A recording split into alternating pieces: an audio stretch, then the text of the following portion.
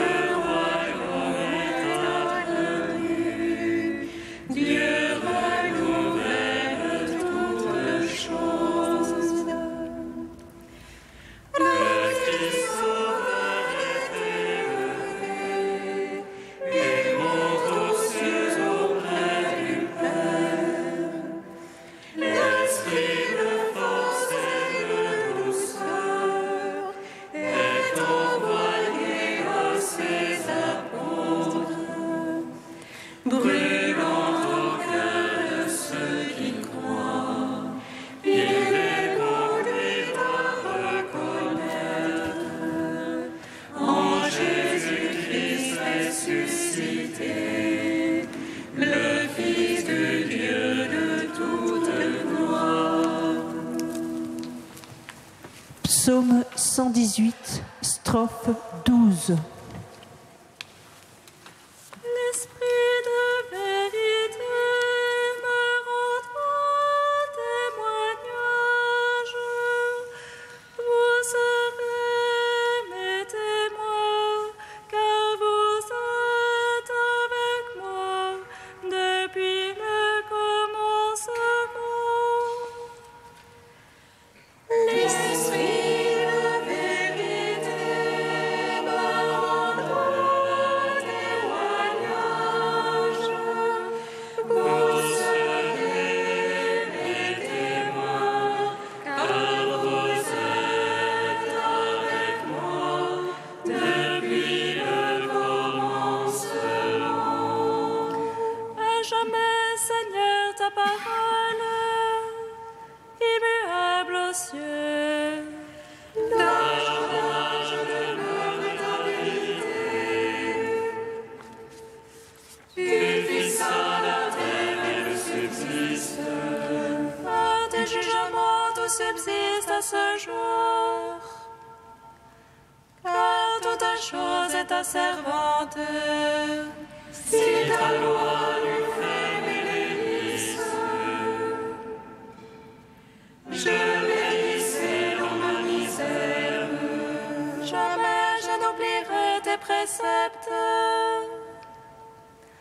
Par eux tu me vivifies. Je suis Dieu, sauve-moi, Seigneur. Je cherche tes préceptes. Que les impies me guettent pour ma perte. Je comprends ton témoignage. De toute ta perfection, j'ai vu le goût. Comme ils sont larges tes ordres. Gloire au Père, au Fils, au Saint-Esprit. Pour les siècles, Amen. L'Esprit de la vérité me rendra témoignage. Vous serez mes témoins, car vous êtes avec moi depuis le commencement. Psaume 114. Avec les apôtres remplis de joie, nous te bénissons, Christ ressuscité. Tu nous donnes la vie. Avec les apôtres remplis de joie, nous te bénissons, Christ ressuscité. Tu nous donnes la vie. Alléluia, j'aime car Dieu écoute le cri de ma prière.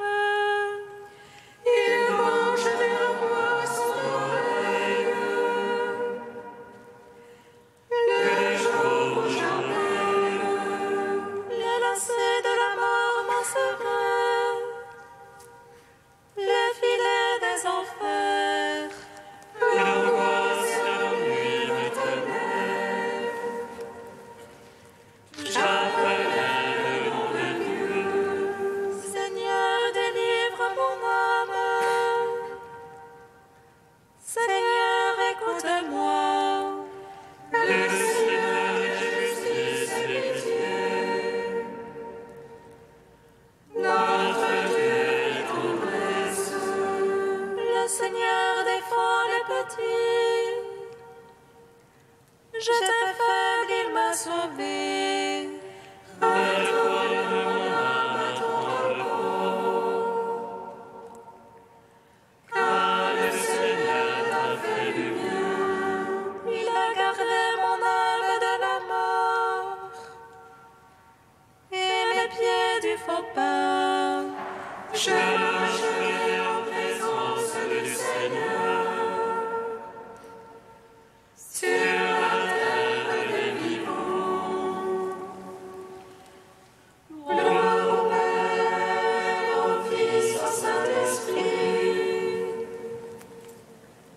Pour les siècles, Amen. Avec les apôtres remplis de joie, nous te bénissons, Christ ressuscité. Tu nous donnes la vie. Psaume 115.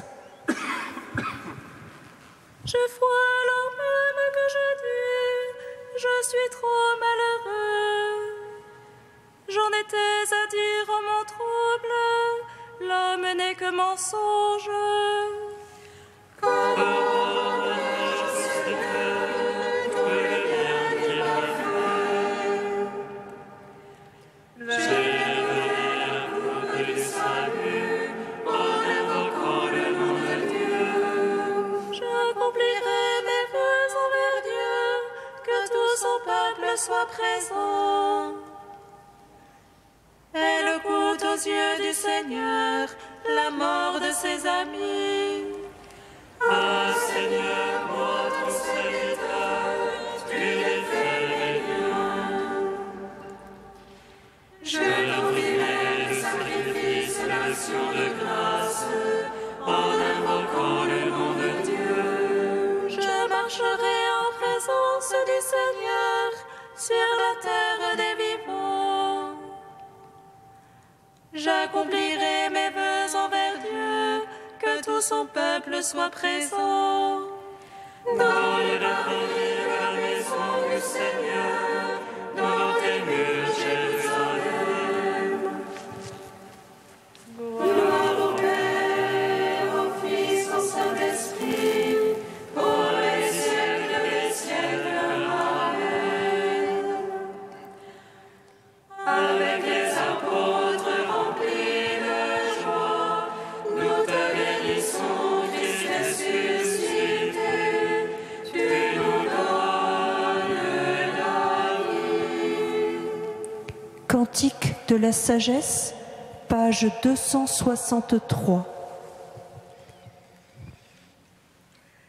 Dieu de mes pères et Seigneur de tendresse, par ta parole tu fis l'univers.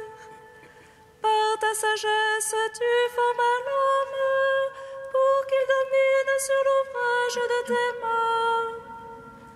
Pour qu'il gouverne le monde avec ordre et justice, et d'une âme droite exerce l'empire. De l'Évangile et du nom de tes fils, je suis ton serviteur, le fils de ta servante. Un homme faible à l'écoute, trop petit pour saisir tes décrets et tes lois. Le plus accompli des enfants des hommes, s'il lui manque la sagesse, sera compté pour rien. Tu m'as choisi pour régner sur ton peuple, pour gouverner tes fils et tes filles. Tu m'as ordonné de bâtir un temple sur ta montagne sainte. Un autel dans la ville où tu demeures, une copie du sanctuaire que tu fondas dès l'origine. Oh, la sagesse près de toi qui sait tes œuvres, elle était là quand tu fis l'univers. Elle connaît ce qui plaît à tes yeux, ce qui est conforme à tes ordres. Dépêche-la du haut des cieux, de ton trône glorieux. Et le travail à m'écouter, m'apprenne ce qui te plaît, car elle sait et comprend tout. Et prudemment sera mon guide dans toutes mes démarches, me protégeant par sa puissance. Alors je conduirai ton peuple avec justice et serai digne du trône de mon Père. Rendons gloire au Père Tout-Puissant, à son Fils Jésus-Christ le Seigneur, à l'Esprit qui habite en nos cœurs, pour les siècles des siècles. Amen.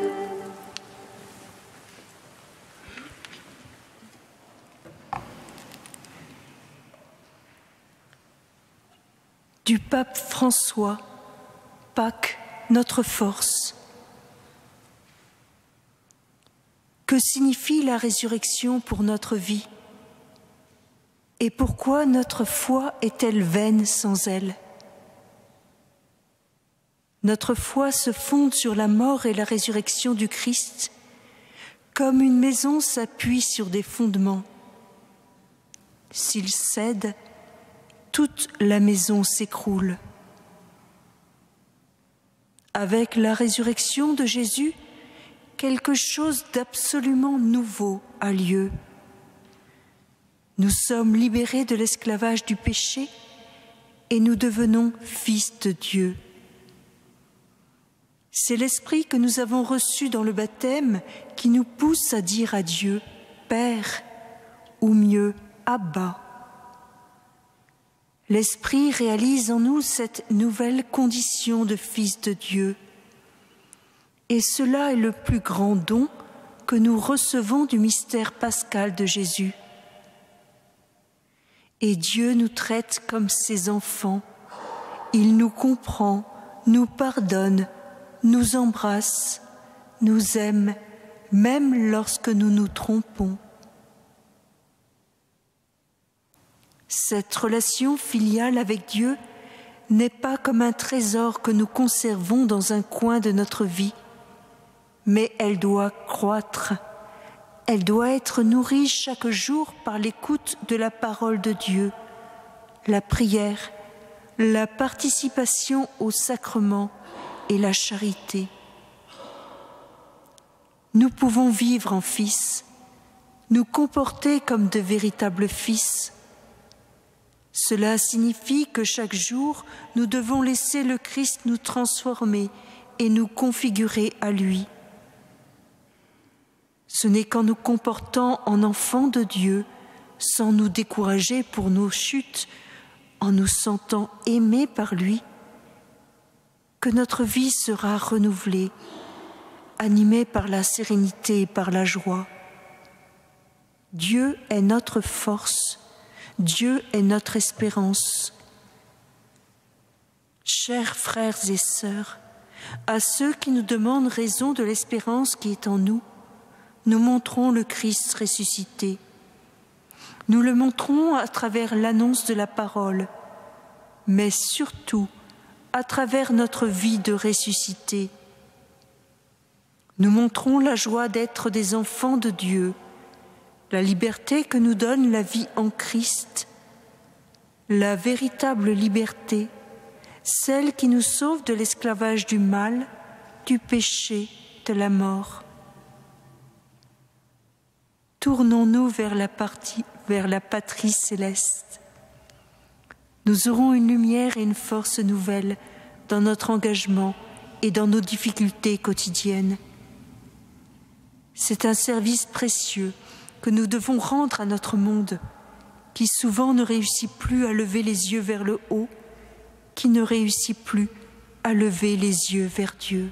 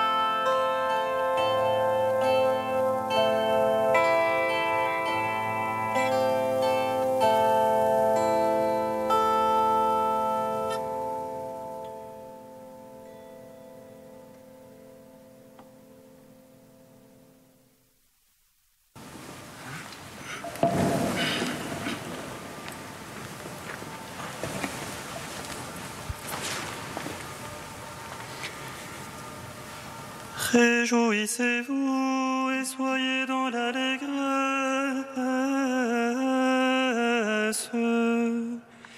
car votre nom est inscrit dans les cieux. Alléluia.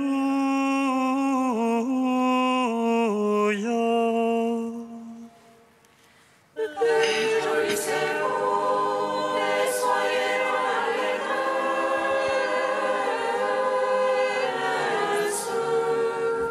car votre nom est inscrit dans les cieux. Alléluia.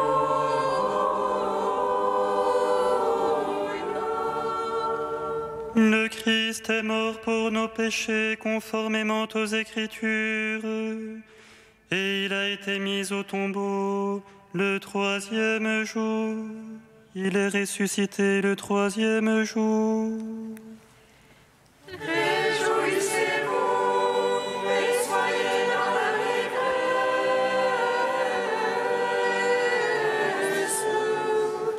car votre nom est inscrit dans les cieux.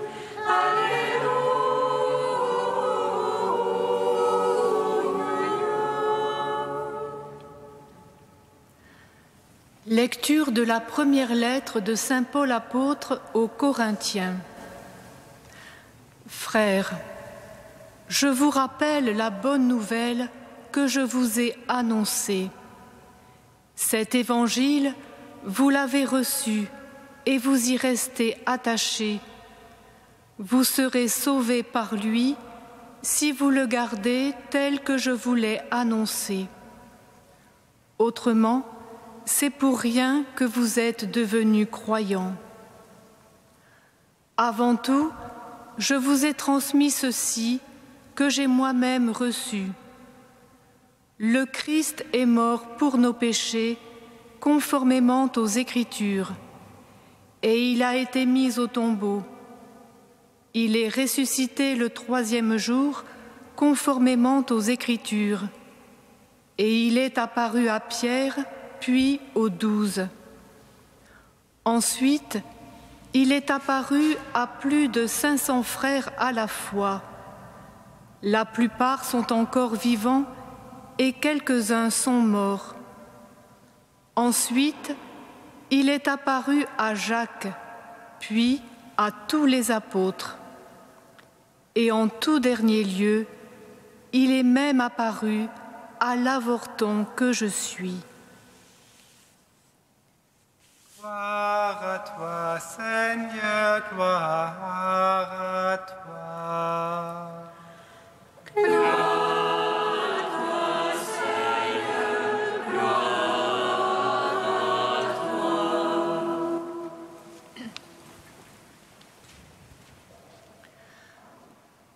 En ces jours de joie et d'action de grâce pour la résurrection du Seigneur Jésus, l'Église nous invite à rencontrer 2 apôtres, Philippe et Jacques, tous deux témoins des apparitions du ressuscité, comme nous l'atteste Paul dans le passage de sa première lettre aux Corinthiens que nous venons d'entendre. Ces 2 apôtres, à la fois proches et différents, sont fêtés ensemble parce que la tradition nous rapporte que lors de la dédicace de la basilique romaine des 12 apôtres, le 1er mai 565, leurs reliques furent déposées ensemble sous l'autel. Jacques, nommé le mineur, pour le distinguer de Jacques le majeur, le frère de Jean, est souvent identifié au fils d'Alphée du groupe des 12 choisis par Jésus.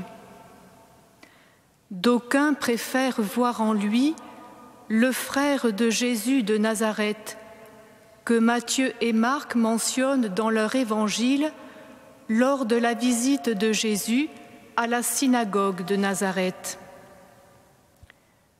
Le lien qui l'unit à Jésus est donc d'abord celui du sang.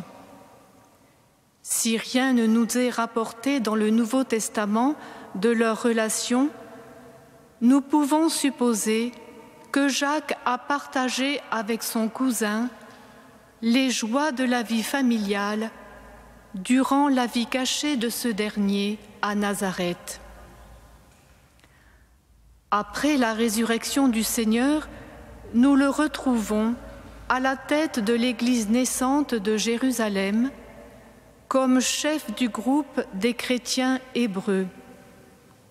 Paul, à l'occasion de sa première visite aux apôtres après sa conversion, le nomme colonne de l'Église, à l'égal de Pierre et de Jean.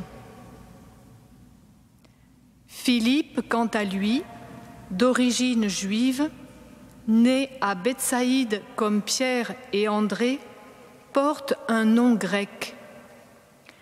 Dans l'évangile de Jean, nous le voyons proche des païens qui, ayant embrassé la foi juive, lui demandent de servir d'intermédiaire auprès de Jésus qu'ils veulent rencontrer. À travers les 3 passages où Jésus s'adresse à Philippe, nous pouvons deviner qu'ils partagent une profonde amitié, une relation d'intimité même. Si nos 2 apôtres, l'un hébreu, l'autre helléniste, n'ont pas les mêmes références culturelles, ils sont imprégnés de la même manière du Premier Testament. Leur foi en Jésus le Messie se fonde sur la vérité des Écritures. En effet, dans son intervention lors de l'Assemblée de Jérusalem, réunie pour régler la controverse entre chrétiens d'origine juive et ceux qui venaient du paganisme, les premiers voulant imposer aux seconds la circoncision et la loi de Moïse, Jacques s'appuie sur la parole de Dieu pour faire une proposition qui sera adoptée par tous et de laquelle naîtra une estime et un respect réciproque entre les 2 groupes. À l'appel de Jésus à le suivre, Philippe, lui, répond en allant partager à Nathanaël sa joie d'avoir trouvé le Messie. Ainsi, témoigne-t-il immédiatement de sa foi neuve, attirant un nouveau disciple vers Jésus. Viens et vois. Philippe exprime son désir ardent de pénétrer plus avant dans la connaissance de celui qui s'est révélé à lui comme l'accomplissement des Écritures. La demande pleine d'audace qu'il fait à Jésus lors de la dernière scène, rapportée dans l'Évangile lu en ce jour, s'en fait l'écho. Seigneur, montre-nous le Père, et cela nous suffit. Philippe reprend la parole de Moïse sur la montagne qui demandait à Dieu « Fais-moi voir ta gloire » pour entendre la révélation inouïe de la part de Jésus « Qui m'a vu a vu le Père ». Et en effet, demeurer dès aujourd'hui en Jésus afin de contempler dans toute sa plénitude la gloire du Père nous suffit. Nous sommes parvenus à la plénitude de notre destinée humaine. Les 2 apôtres verseront tous les 2 leur sang pour leur foi au ressuscité. Jacques sera lapidé en 62, Philippe crucifié en l'an 80. Jacques, qui a mené les premiers pas de l'Église naissante, nous ouvre le chemin pour servir son unité. Philippe, par son amitié avec Jésus son Seigneur, nous ouvre au mystère trinitaire. L'un et l'autre, en ce jour, nous appelle à entrer dans une relation d'écoute, de réponse et de communion de vie avec Jésus le vivant par la méditation des Écritures. Il nous invite à contempler son visage pour connaître le visage du Père.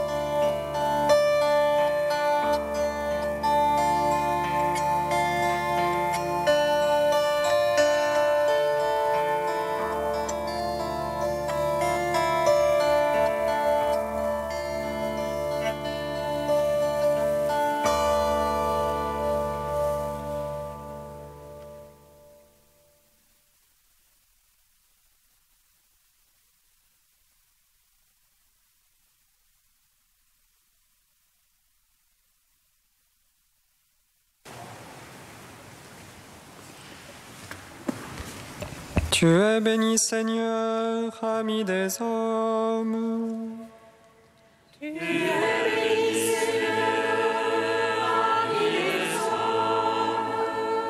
Pour l'Église qui, au fil des siècles, annonce l'évangile de ta mort et de ta résurrection, Seigneur, nous te bénissons.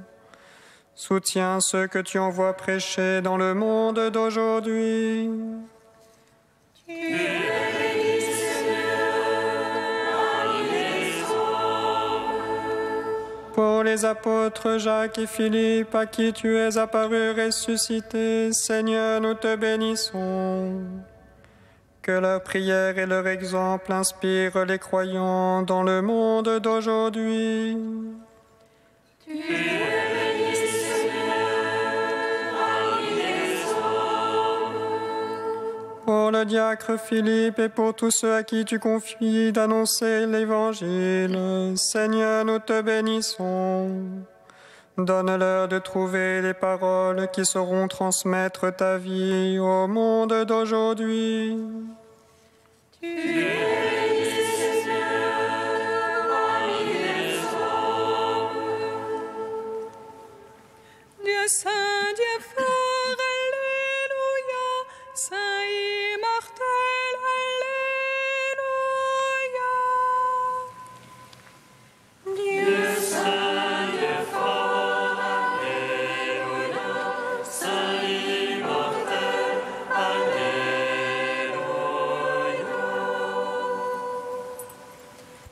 Dieu saint, Dieu fort, Alléluia, saint immortel, Alléluia.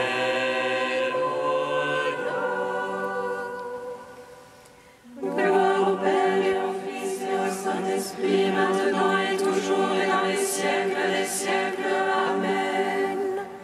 Saint immortel,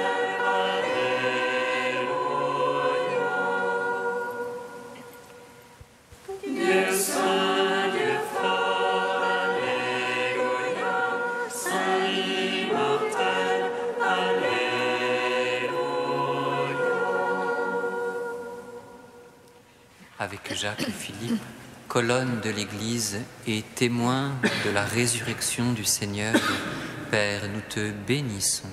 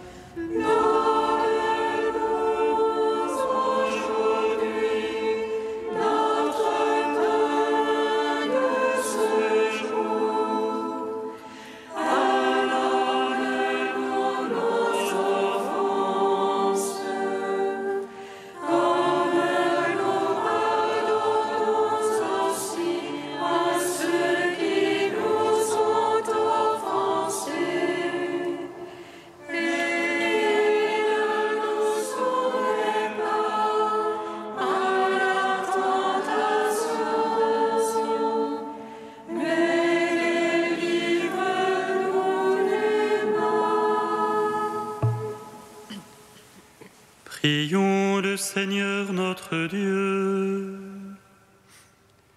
Tu nous réjouis chaque année, Seigneur, par la fête des apôtres Philippe et Jacques.